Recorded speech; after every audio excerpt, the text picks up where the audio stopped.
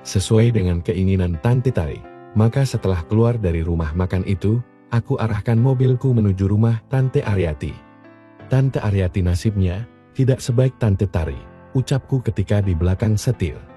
Tante Tari kan, meskipun jadi janda, tapi banyak punya dana sedemikian banyak di bank-bank, sedangkan Tante Aryati punya rumah kos juga dimodalin oleh Mami, ucapku.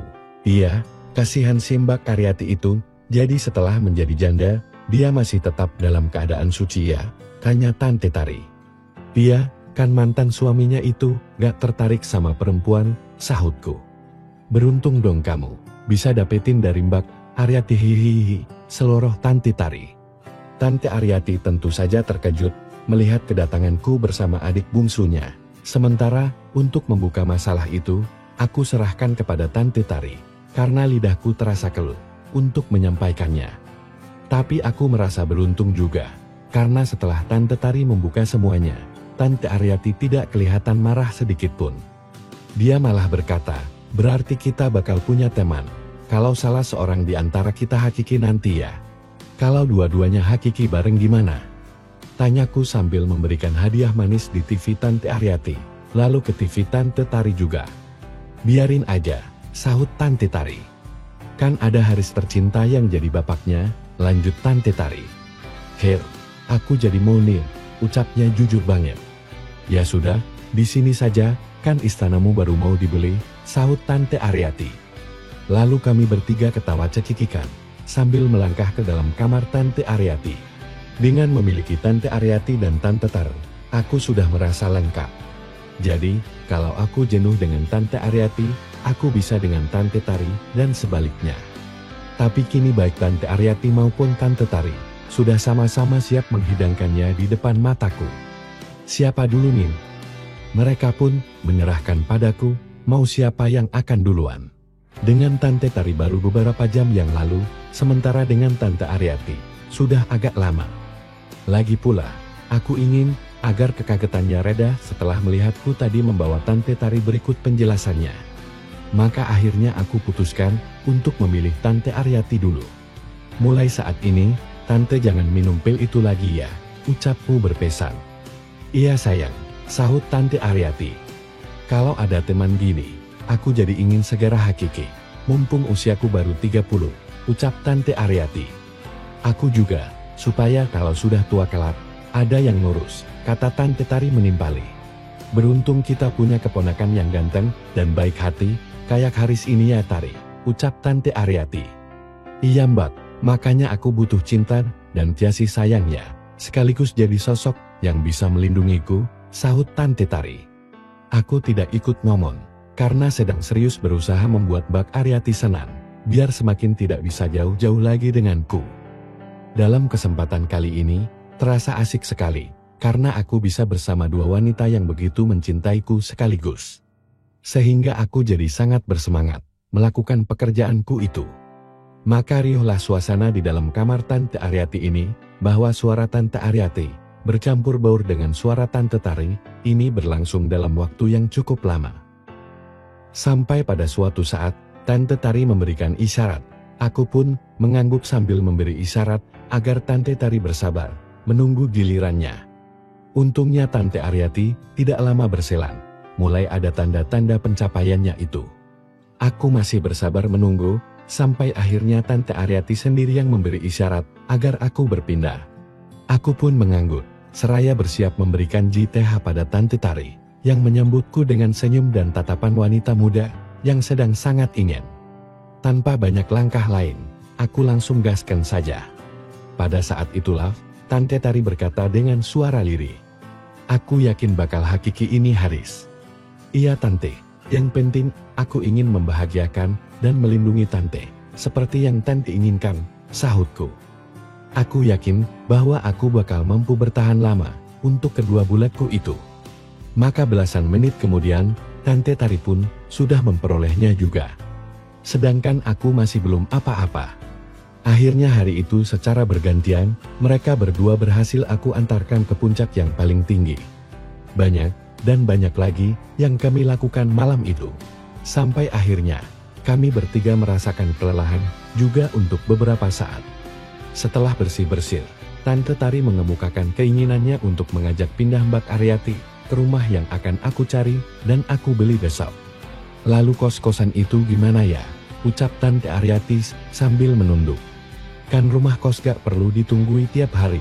Banyak pemilik rumah kos yang rumah pribadinya jauh dari rumah kos itu, sahut Tante Tari. Lalu rumahku ini ditinggalkan begitu saja, dalam keadaan terkunci? Tanya Tante Aryati, aku yang menjawab. Rombak total rumah ini, jadikan bangunan yang sesuai dengan minimarket. Lalu kontrakan ke pihak yang berminat untuk membuka minimarket di sini.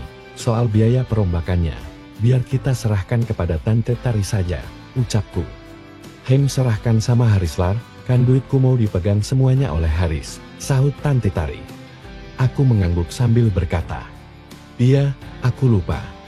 Tante Tari menepuk lutut Tante Aryati sambil berkata, kita akan sama-sama memiliki Haris, dan kalau salah seorang di antara kita hakiki, kan ada saudara yang ikut mengurus. Lagian, kalau kita di rumah terus juga tak akan jenuh, karena ada teman ngobrol yang sama-sama bisa menyimpan rahasia.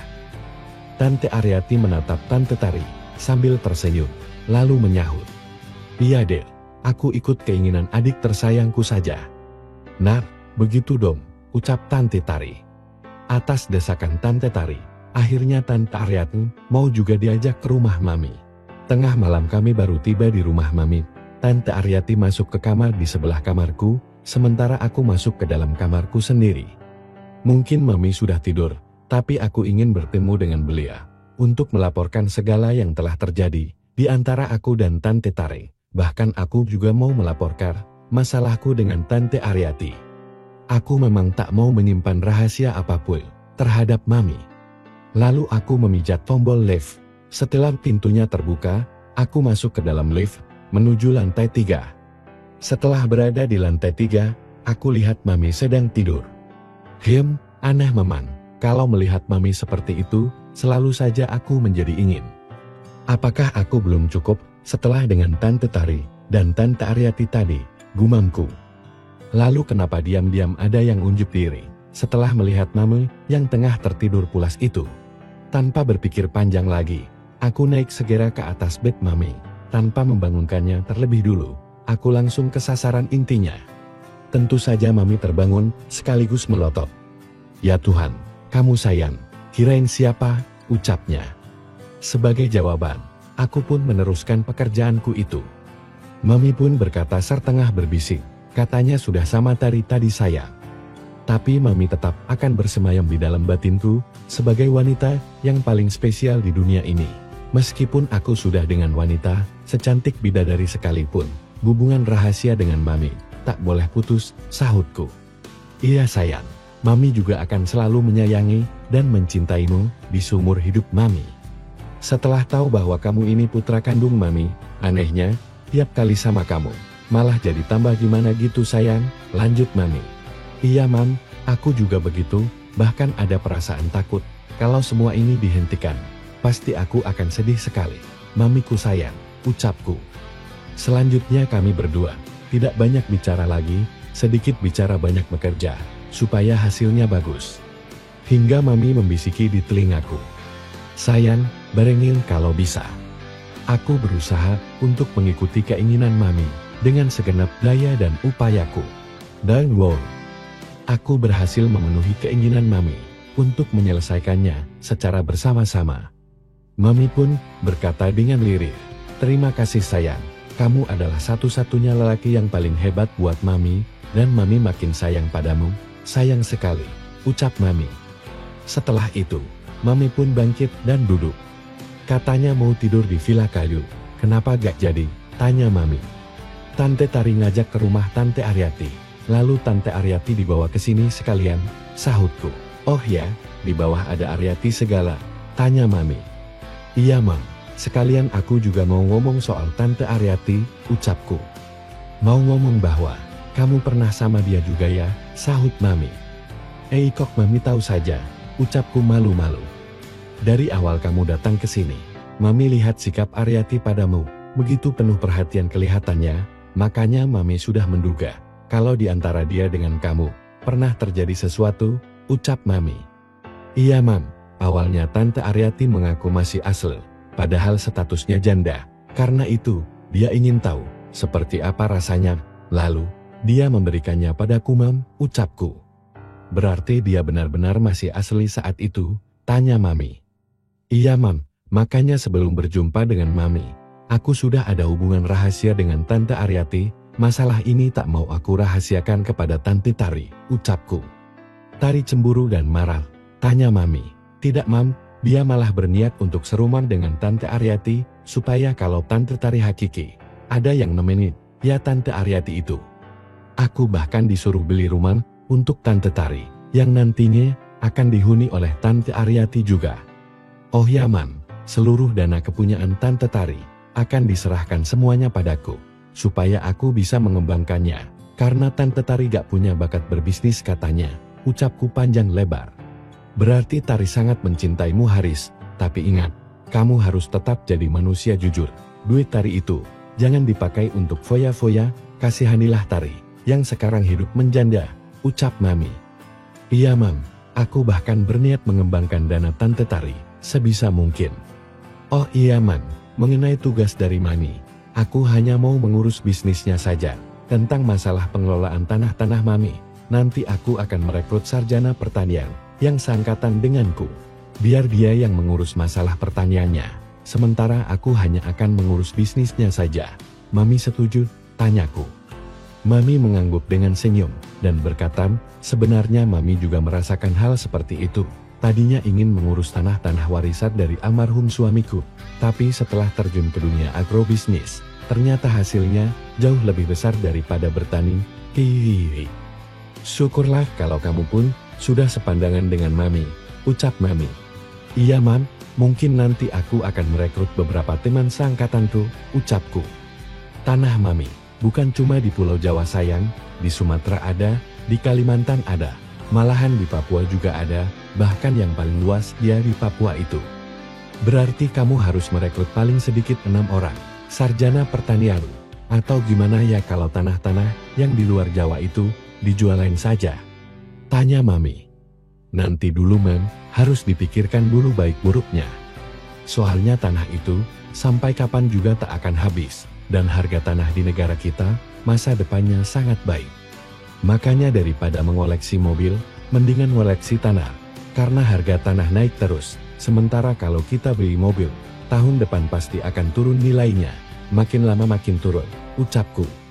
Iya, kamu betul Haris, Mama senang mendengar wawasan kamu, yang ternyata sudah luas begitu, ucap Mami.